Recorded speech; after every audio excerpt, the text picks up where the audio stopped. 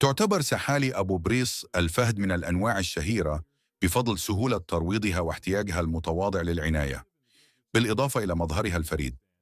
تعيش هذه السحالي في صحاري أفغانستان وباكستان والهند، وتخرج في الليل للبحث عن الحشرات والعناكب واللافقاريات الصغيرة.